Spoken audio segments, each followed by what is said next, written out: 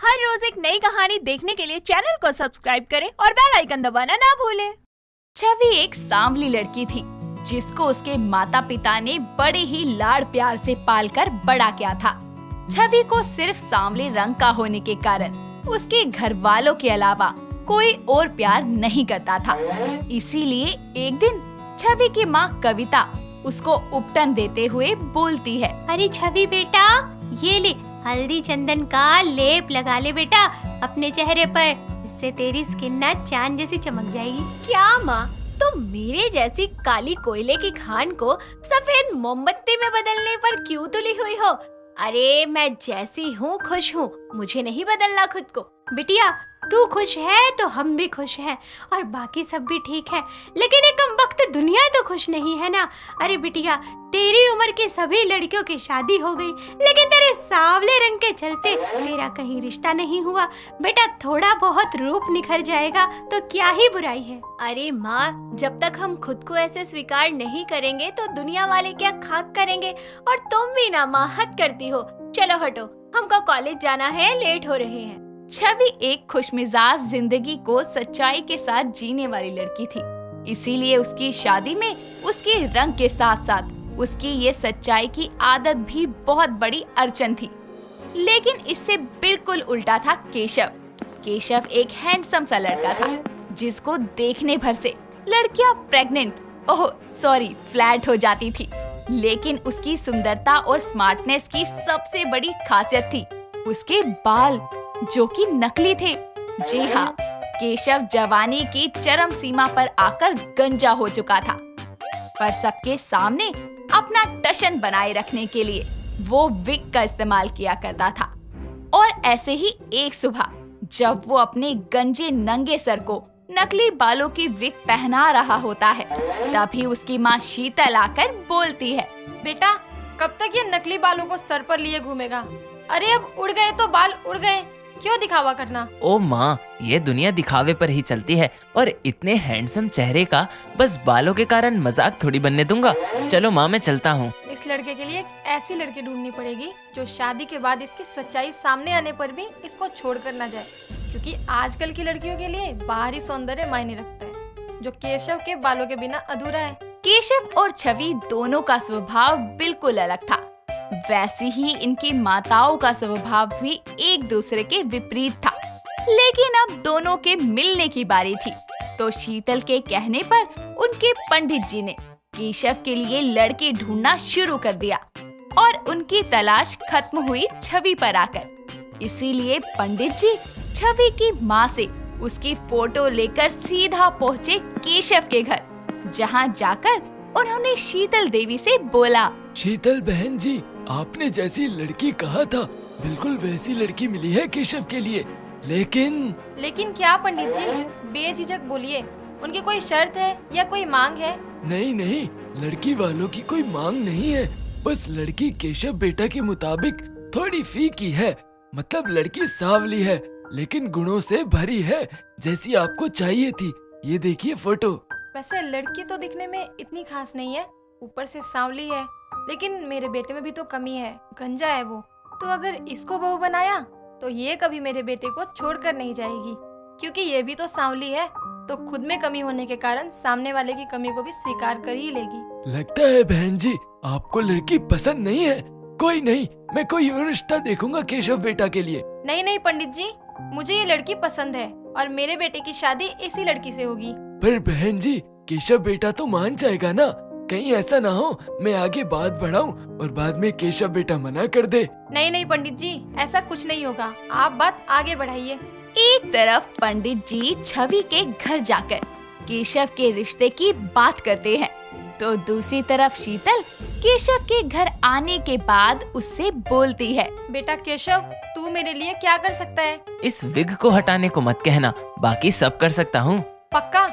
इसके अलावा जो बोलूंगी वो कर लेगा? मेरी कसम है, अपनी बात से पीछे मत हटियो। हाँ माँ, अब बोल भी लो। मैंने तेरे लिए एक लड़की पसंद करी है, तू उससे शादी कर ले बिना नानुकुर किए। शीतल की बात सुनकर केशव हैरान हो जाता है, लेकिन अब वो वादा कर चुका था तो निभाना तो पड़ेगा ही। इसीलिए वो लड़की से बिना मिले ही इस शादी के लिए तैयार हो जाता है और शीतल कुछ दिनों में उसकी शादी छवि से करवा देती है। घूंघट में छुपी छवि अपने ससुराल में अपने कदम रखती है और जब बंद कमरे में केशव छवि का घूंघट उठाता है तो जोर से चिल्लाकर बोलता है, अरे मैया, ये क्या देख लिया? हे भगवान, ये लड़की है या काली अंधेरी रात? तुम्हारी हिम्मत कैसे हुई मुझे काली अंधेरी रात बोलने की? अरे इतना ही था तो मुझे शादी करके लाए ही क्यों? बिना देखे अपनी माँ पर भरोसा करके करी थी, लेकिन अब साबित हो गया कि माँ का भरोसा सही नहीं होता। अपनी कसम देकर माँ ने मुझे तुम जैसी ब्लैक कोबरा के पल्ले बांध दिया। देखो तुम हद से ज्यादा बोल रहे हो। अगर तुमने कुछ और कहा तो मैं भूल जाऊंगी कि तुम मेरे पति हो, हमारी शादी हुई है, समझ गए? मैं तो कहता हूँ भूल जाओ, कम से कम ये हादसा ऐसे ही टल सकता है तो क्या ही बात हो जाएगी। छवि गुस्से में बिस्तर पर रखा हुआ तकिया केशव को फेंक कर मारती है, जिसके कारण तकिया उसके सर पर लगता है और उसकी नकली बालों वाली विग नीचे गिर जाती है। ये देखकर छवि जोर जोर से हंसते हुए बोलती है, तुम गंजे हो। अबे टकले, खुद को देख, तेरे उजड़े चमन से अच्छा तो मेरा सांवलापन ही बेहतर है। हे भगवान, कैसा गंजा पति दिया है मुझे। ओए, ज्यादा मत बोल समझी, कोई मुझे गंजा बोले मुझे पसंद नहीं। तो तुमको क्या बाला बोलूं? अरे गंजे तो हो ही तुम। और वैसे भी गंजे के सर पर भी 2 बाल होते हैं, लेकिन तुम तो एकदम चिकनी सड़क की तरह सपाट हो। वैसे क्या नाम मस्त है तुम्हारा केशव, लेकिन अफसोस कि तुम्हारे केश ही नहीं है। तुम भी कोई हूर की परी नहीं हो। छवि नाम से तो लगता है कोई सुंदर अप्सरा होगी, और देखा तो ये काला जादू। तुम्हारे यहाँ तो लाइट जाने पर भी मोमबत्ती से पहले तुमको ढूंढते होंगे, कहीं अंधेरे में घुल ना मिल जाओ। बकवास बंद करो अपनी। ज्यादा ही प्रॉब्लम है तो बाहर चले जाओ, क्योंकि अब ये कमरा मेरा है। छवि तो इतना बोलकर आराम से चद्दर तानकर सो जाती है और बेचारा केशव अपनी विग और एक एक्स्ट्रा तकिया लेकर नीचे सो जाता है। अगली सुबह केशव नहा धोकर तैयार होकर छवि को आवाज लगाते हुए बोलता है, ओ काली अंधेरी रात, नाश्ता दे दो। गंजों के सरताज ला रही हूँ। अंधेरे की रानी, सुबह सुबह दिमाग मत घुमाओ। टकलों के बादशाह, मेरा भी दिमाग गर्म हो सकता है, समझे? तो सुबह सुबह ना मेरा मत्था मत खाओ। दोनों की ये बहस देखकर शीतल वहाँ आती है और बोलती है, ये क्या हो रहा है? दोनों कैसे बदतमीजी से बात कर रहे हो एक दूसरे से? और बहू, तुझे इतना भी नहीं पता कि शादी के बाद पति की इज्जत कैसे की जाती है? सासू माँ, मुझे सब पता है, लेकिन मुझे बोलने से पहले आप अपने जरा बेटे को समझाइए ना। खुद के सर पर तो खेती है नहीं, लेकिन मुझे सावली सावली बोलकर बहुत चिढ़ाता है।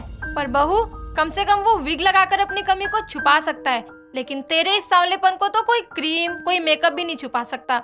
इसलिए मेरे बेटे की कमी तेरी कमी से छोटी है। सासू माँ, बात ये है कि मेरे अंदर कोई कमी नहीं है। अगर मैं सावली हूँ तो ये मेरी सच्चाई है जो मैंने स्वीकार की है। मेरे अंदर कोई कमी नहीं है जिसे मैं छुपाती फिरूं, या फिर मुझे उसके चलते कोई शर्मिंदगी उठानी पड़े। मुझसे बहस मत कर, अब अपने काम में लग जा। और केशव, तू ऑफिस जा। केशव ऑफिस के लिए तो निकल जाता है, पर उसके दिमाग में छवि की बातें घूम रही होती है। और जैसे ही वो ऑफिस आता है तो उसकी टक्कर पियोन बाबू से हो जाती है, जिसके कारण उसकी विग नीचे उतरकर गिर जाती है। ये देखकर ऑफिस के सभी लोग उस पर हंसने लगते हैं और सबको यूं हंसता देखकर उसको खुद पर शर्म महसूस होती है। लेकिन तभी वो देखता है कि जिस पियोन से वो टकराया था वो भी गंजा था, लेकिन सब उस पर हंस रहे थे। इतने में वो पियोन केशव की विग उठाकर उसको देता है। तब केशव उससे बोलता है, बाबू, तुम भी तो गंजे हो, फिर ये सब मुझ पर क्यों हंस रहे हैं? साहब, मैंने अपने गंजेपन को किसी नकली बालों की आड़ में नहीं छुपा के रखा। मैं जैसा हूँ मेरे लिए मैं सुंदर हूँ, और जब आप खुद को जैसे हैं वैसे एक्सेप्ट कर लोगे तो दुनिया में कोई आपका मजाक नहीं उड़ा पाएगा। बाबू की बातें सुनकर केशव के कानों में छवि की बातें गूंजने लगती है, जिसके बाद वो अपने हाथ में पकड़ी हुई विग को कूड़ेदान में फेंककर वापस घर की तरफ चल देता है और घर आकर छवि को गले लगाकर बोलता है, शुक्रिया छवि, मेरी जिंदगी में आने के लिए। आज तुम्हारे कारण मैं खुद को जैसा हूँ वैसा एक्सेप्ट कर पा रहा हूँ। क्या हुआ? ऐसे अचानक वापस घर आकर ये क्या कर रहा है? कुछ देर पहले तो तुझे ये नापसंद थी, अब गले लगा रखा है। माँ, छवि की बातों ने मेरी आंखें खोल दी। ये खुद सांवली है, लेकिन इसको दुनिया की कोई परवाह नहीं। छवि के शब्दों ने आज मुझे समझा दिया कि अपनी कमी छुपाकर हम हमेशा टेंशन और फिक्र में जिएंगे, लेकिन उसको अपनाकर जिंदगी को खुलकर जिएंगे। इसीलिए आज से मैं ये विग नहीं पहनूंगा। ये हुई ना बात। वैसे आप गंजे भी जचते हैं, एकदम उबले अंडे की तरह। अच्छा जी, अभी बताता हूँ तुमको। काली नागिन। दोनों को ऐसे हंसता खेलता देखकर शीतल की आंखों में आंसू आ जाते हैं और वो उनको पोंछते हुए बोलती है, मैंने तो इसे इसलिए अपनी बहू के रूप में चुना था ताकि मेरे बेटे की कमी इसके आगे फीकी लगे, लेकिन छवि ने तो मेरे बेटे के साथ मेरी भी आंखें खोल दी कि कमी हमारे नजरिए में होती है, इंसान में नहीं। बस नजर न लगे इन दोनों को। छवि के सांवलेपन ने उसे अपनी असलियत कबूलने की हमेशा हिम्मत दी। आज उसकी इस हिम्मत की बदौलत केशव भी दुनिया के आगे दिखावे की जिंदगी छोड़कर सच्चाई के साथ जीना सीख ही गया। ऋचा एक कमरे में अपने ससुराल वालों की तस्वीर के सामने खड़ी होती है, और वो भी ऐसी तस्वीरें जिन सभी पर क्रॉस का निशान बना हुआ था। ऐसे में वो गुस्से से उन तस्वीरों को घूरते हुए बोलती है, सुरेश सिंघानिया, मैं तुम्हें छोड़ूंगी नहीं और ना तुम्हारे परिवार वालों को। एक एक को मोहरा बनाकर सबसे बदला लूंगी, और तुमसे तो मेरा पुराना हिसाब है जो मुझे पूरा करना है। किसी को नहीं छोड़ूंगी मैं। जैसे बेरहमी से तूने मेरे माँ पापा को मार डाला था ना। वो ये सब बोल ही रही थी कि इतने में उसका फोन बजता है और वो कॉल पिक करके कहती है, जी माँ जी। अरे बहू, तू कहाँ रह गई? अब तक तूने गरीबों को खाना नहीं खिलाया क्या? नहीं माँ जी, मैंने गरीबों को खाना भी खिला दिया है और उन्हें दान भी कर दिया है। बस रास्ते में ही हूँ।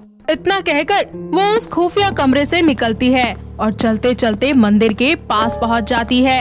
साथ ही हाथों में पूजा की थाली लिए ड्राइवर से चलने को कहती है और कार में बैठकर अपने ससुराल वालों के पास पहुंच जाती है और आते ही अपनी माँ जी के पैर छूकर कहती है, माँ जी, मैंने आपका सारा काम विधि पूर्वक संपन्न कर दिया है। जीती रे बहू, कोई दिक्कत तो नहीं हुई ना? वैसे पंडित जी ने कुछ कहा? नहीं माँ जी, उन्होंने कुछ नहीं बोला, सब अच्छे से हो गया। ठीक है बहू।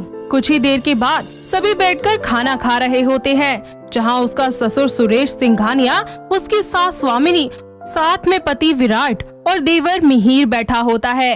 तभी उसके ससुर खाना खाते हुए कहते हैं, अरे बहू, सब्जी में नमक मिर्ची कुछ भी ठीक नहीं है, जरा नमक देना। ठीक तो तू भी नहीं है सुरेश सिंघानिया। मेरा बस चले ना तो तुझे मिर्ची खिला खिला कर ही मार डालूं और उसके बाद तू पानी की बूंद बूंद के लिए तरसे। अरे बहू, जरा अपने पापा जी को नमक लाके दे दे थोड़ा। जी माँ जी। रिचा, मुझे ऑफिस के लिए लेट हो रहा है, मैं चलता हूँ, तुम लंच ऑफिस में भिजवा देना। जी। भाभी, वैसे खाना बहुत टेस्टी बनाया है आपने, I love it. Thank you Mihir. वक्त बीतता जाता है। रिचा अपने सर्वगुण संपन्न होने की एक्टिंग अपने ससुराल वालों के आगे बरकरार रखती है। ऐसे ही एक दिन उसकी सास उसके कमरे के आगे से गुजरकर सीढ़ियों से उतर रही होती है कि रिचा झुककर चुपके से कंचे वहां पर डाल देती है, और ये सारे कंचे जब उसकी सास के पैरों के नीचे आते हैं तो वो सीढ़ियों से फिसलकर गिर जाती है। इतने में ही रिचा वहां पर अपनी सास को बचाने के लिए अपना हाथ आगे बढ़ाती है और अपनी सास को बचा लेती है, लेकिन उसकी सास के पाँव में मोच आ चुकी होती है। तो उसे संभालते हुए रिचा बोलती है, माँ जी, ध्यान कहाँ है आपका? अरे आप जरा सा भी ख्याल नहीं रखती हैं। देखिए, लग गई ना आपके पैर में चोट। अगर मैं सही समय पर नहीं आती, भगवान न जाने क्या हो जाता आज आपके साथ। अरे बहू, जब तू है मेरे साथ तो मुझे क्या ही हो सकता है। भगवान ने मुझे इतनी प्यारी बहू से जो नवाजा है। अरे क्या हुआ स्वामिनी? बहू क्या हुआ? ये आवाज कैसे? पापा जी, वो माँ जी का पैर फिसल गया सीढ़ियों से और वो गिर गई। बहू ध्यान से ले जाओ स्वामिनी को। जी पापा जी। पागल बुढ़े, ये तो सिर्फ ट्रेलर है, अभी तो पूरी पिक्चर बाकी है, सबको मारूंगी। रिचा अपनी सास को कमरे में ले जाती है और उन्हें बाम लगाने को कहती है। हाय राम जी, मेरा पैर। अरे बहू रहने दे तू, मैं खुद लगा लूंगी। अरे माँ जी, आप फिक्र मत कीजिए, मैं आपके पैर पर अच्छे से बाम लगा दूंगी और आपको दर्द का पता भी नहीं चलेगा। और फिर मैं सरसों का तेल गरम करके रोज मालिश भी तो करूंगी। देखना, कल तक आपको बढ़िया आराम आ जाएगा एकदम। ठीक है बहू। इतना बोलकर वो अपनी सासू माँ के पाँव में बाम लगा देती है। वक्त बीतता जाता है। ऐसे ही एक दिन सुरेश सिंघानिया अपने घर में एक पार्टी ऑर्गेनाइज करता है और सभी लोगों को वहाँ बुलाता है। इसी बीच रिचा कैंडल लाइट डेकोरेशन का फायदा उठाते हुए वो कैंडल्स को पर्दे के पास रख देती है और रिचा सारे घर की खिड़कियाँ दरवाजे चुपके से बंद कर देती है और खुद घर से बाहर आ जाती है। साथ ही हवा की वजह से जब पर्दा आगे होता है तो उसमें आग लग जाती है, जिससे धीरे धीरे पूरे घर में आग फैल जाती है। तो वहीं रिचा को ये सब कुछ करते हुए मिहिर देख लेता है। वो जल्दी से अपनी माँ को लेकर बाहर आता है, लेकिन अपने पापा और भाई को नहीं बचा पाता। वो इस बढ़ती आग में जलकर खाक हो जाते हैं।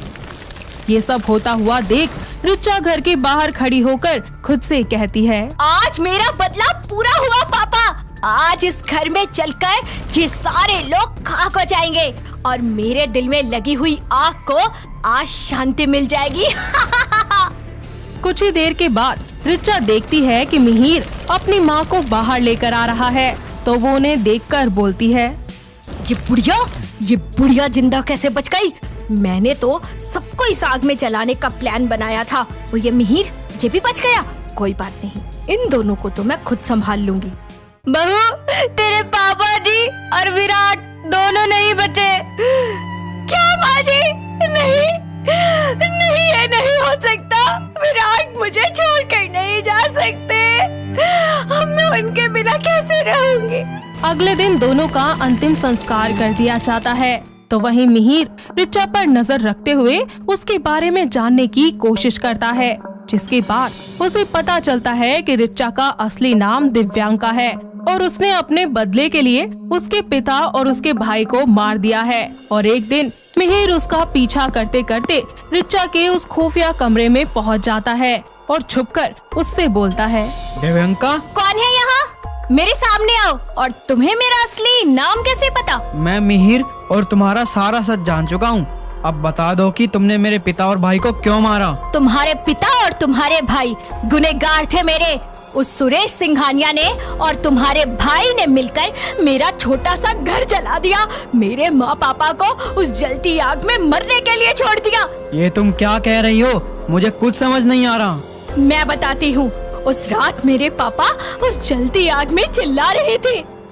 जैसे ही रिचा उस गहरी आग से और घर से बाहर निकलती है, तब तक रसोई तक आग पहुंच जाती है और सिलेंडर ब्लास्ट हो जाता है। रिचा की आंखों के सामने ही उसके घर के चीथड़े उठ जाते हैं, जिसमें उसके मम्मी और पापा हमेशा के लिए उसे छोड़कर चले जाते हैं। मैं नहीं मानता ये सब सच है। तुम कोई भी मुझे मनगढ़ंत कहानी सुनाओगी और मैं उसका यकीन कर लूंगा? अरे कभी नहीं। मुझे पता था कि तुम कभी नहीं मानोगे। रुको, मैं तुम्हें कुछ दिखाती हूँ। तभी रिचा एक पुराना मोबाइल लेकर आती है और उसमें एक ऑडियो प्ले करके मिहिर को सुनाती है। देखो नैतिक, जो कुछ भी तुमने देखा है और सुना है वो सब भूल जाओ। अगर बाहर जाके तुमने किसी को भी बताने की कोशिश की तो मुझसे बुरा कोई नहीं होगा। अरे मैं कभी चुप नहीं रहूंगा।